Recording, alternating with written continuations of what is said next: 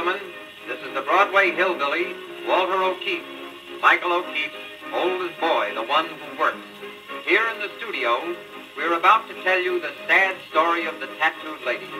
Listen carefully to the first chorus, and it won't hurt you a bit if you sing the next few choruses yourself. And ladies, please sing it with feeling. Imagine that you yourself are tattooed. All right, Lem, give me the pitch pipe. Oh, I just heard a story that rings in my ears. It's one of the saddest a soul ever hears. To think of it makes me break out into tears. It deals with a man and his mate. Mother Eve in the Garden of Eden heard the serpent the same as this lad. And this girl might have turned from temptation except for a terrible snake in the grass. Oh, shame on the man who pursued her, the villain who viciously wooed her. She fell in a faint, so he pulled out his paint, and the first thing she knew, he tattooed her. Her downfall began like an innocent thing. Her husband went off to go fishing one spring, so she joined her girlfriend to go on a fling. They all went to bathe at the beach. Then this artist came up with his paint pot and his needle to toy with her cat. She allowed him to tinker. He painted a fiend who was sawing a woman in half. Oh, shame on the man who pursued her, the villain who viciously wooed her. She fell in the faint, so he pulled out his paint, and the first thing she knew, he tattooed her. The girl wasn't bright, and the fellow was smart. Now that he made such a favorable start, he made her believe she was helping his art. They met every day after that. Never once did she think that he loved her, nor did she think that he'd do her harm. Till the day that he tattooed in red, white, and blue, and he wrote, "I love you" on her arm. Oh, shame on the man who pursued her, the villain who viciously wooed her.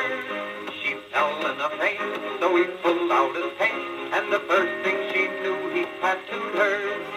Oh, I think it's beautiful.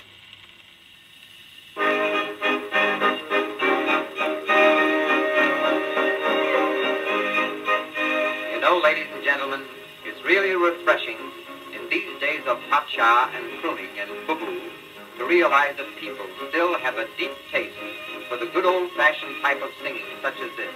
I don't know, somehow or other, this has the feeling of the rosary to me. All right, Lemuel, give me the pitch pipe again.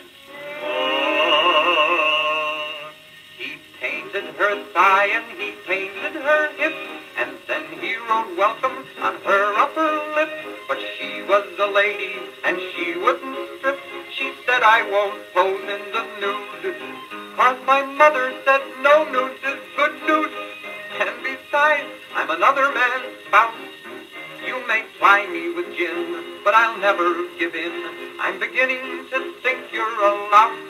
Oh, shame on the man who pursued her, the villain who viciously wooed her.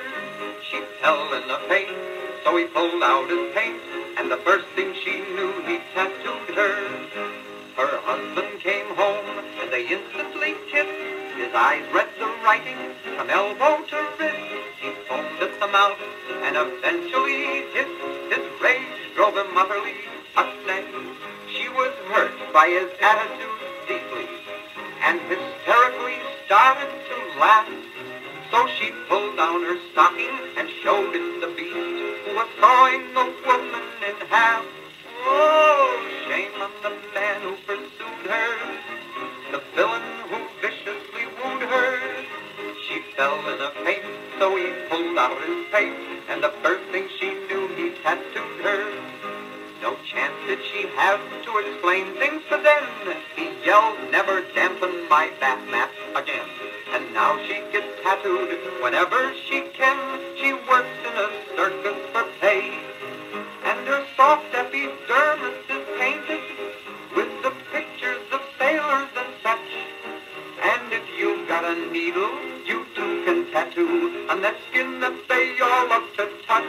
Oh, shame on the man who pursued her, the villain who viciously wooed her. She fell in a faint, so he pulled out his paint, and the first thing she knew,